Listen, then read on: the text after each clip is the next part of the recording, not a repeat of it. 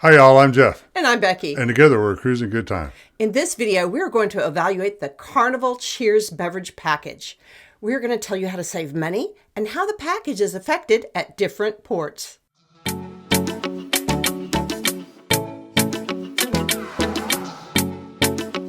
We are going to evaluate the package with 3 different options, so you're going to want to stay to the end. So the first thing we're going to talk about is how much the Cheers Drink Package costs per day. And you can save some money by pre-purchasing this instead of buying it while you're on board. For example, on a 7-day cruise, it'll only be $59.95 per day if you pre-purchase it, but it'll be almost $65 a day if you buy it once you're on board. And you can pre-purchase right up to the day before you sail, so it's pretty easy to do. Just buy the package online before you sail and you're going to save a few bucks. I am kind of confused here about why the different lengths of cruises have a difference on the price. I guess Carnival seems to think that people going short cruises are going to drink a little more and charge you $10 more per day for that drink package as opposed to 6 days and longer. In this video, we're going to assume you pre-purchased for a 7-day cruise, so we'll be using the $60 drink plan for our analysis. If you're on a shorter cruise, all you'll have to do is add one more cocktail, one more glass of wine to the findings that we'll show you here in just a second. Let's take a quick look at the beverage costs. So this is going to be the basis of our analysis going forwards. And the key thing to take away from this slide is that whatever the beverage price is that Carnival has in their menus, always add 18% to it. Because if you're buying these drinks a la carte, they're going to hit you with an 18% gratuity automatically as soon as you buy it. So a $10 drink becomes $11.80. For most of these, like the specialty coffees, the beers, the wines, the cocktails, I kind of just looked over the menu and used a more or less kind of what I gauged to be about an average cost. That works out to be about $3.50 for a coffee, $10 for a cocktail, $10 for a glass of wine, $6.50 for a beer. And remember that once again, we will have the gratuity added on there. So we'll be using the cost with the tip in our analysis going forward. The easiest way to break this down is you take the daily cost for the Cheers package, which is $59.95, divide it by an average cocktail price, like we just explained, that's $11.80. You get 5 drinks and a little bit extra. They're not going to sell you 1/10 of a drink, so you round it up. 6 drinks breaks you even if you're only looking at it by the alcohol. However, I think most people are going to drink something other than alcohol, so let's dive a little deeper into some other cases. So in case number 1 here, we're going to assume that you're going to drink some non-alcoholic drinks throughout the day. In this case, we have assumed that we're going to have 1 specialty coffee. Go down there and get your latte or whatever you want in the morning, or maybe after dinner. Have a soda with lunch or sometime during the day. Just run by there and grab a soda. And remember, that can be a club soda. I didn't put an energy drink in here. My kids love energy drinks. I think they would definitely consume one on board. And 2 bottles of water throughout the day. If you have those 4 beverages during the day, the coffee, the soda, and 2 bottles of water, that does have an effect on how many drinks it takes to break even. We can see that down here at the bottom. That would be about 5 cocktails and about 5 glasses of wine. Still be about 7 beers because the price per beer is a little less. After I looked at case 1, I got to thinking a little more about this. I was thinking, well, actually, like during dinner, I like to have a couple glasses of wine during dinner because honestly, they don't pour you a very large glass of wine. And then secondly, I usually like a scotch or an old-fashioned or something either before or after dinner. So there's 3 alcoholic drinks right there. So we took the same assumption from case 1 of the coffee, a soda, 2 bottles of water, and then 2 glasses of wine and 1 after dinner cocktail. And we wound up with only needing 2 cocktails or 2 wines or 2 beers to break even throughout the rest of the day. That could be like a margarita or a Bloody Mary or something else throughout the day. Another cold beer. Then I was looking at it a little closer here.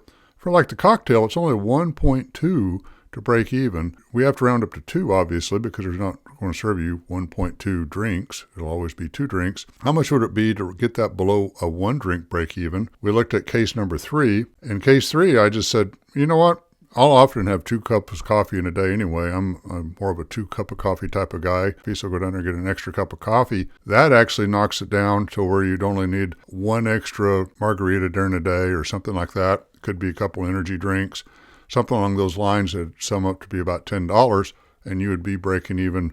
In this case, by consuming the extra 2 cups of coffee, you got some water, you got a soda, stuff you'd probably drink anyway during the day, you're only looking at 4 alcoholic beverages to make the drink package pay for you on a daily basis, with the 2 glasses of wine at dinner, an after-dinner cocktail, and then 1 other drink through the day. So the break even is great. We know it's going to be, depending on how many non-alcoholic drinks you have, 2 or 3 drinks to break even during the day. But there's always some fine print, and I've read the fine print for you. So here's some of the key points in there. They're going to add taxes in U.S. waters to your room charge. So in other words, if you use a drink package and you are like in California waters or in Alaska waters, they're going to put a little sales tax on top of your charge for the drink. So say the drink costs $10 and the tax is 10%, they're going to put $1 charge onto your room charge. No getting around that while you're in U.S. waters.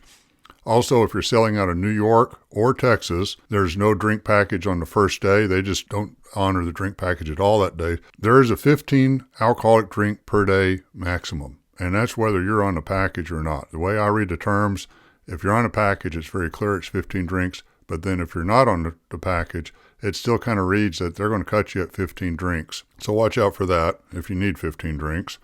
If you buy one of these drinks in these souvenir glasses, they're not going to be covered. Room service drinks are not going to be covered. So if you order a room service and have a cocktail brought to your room, it's not going to be in your drink package.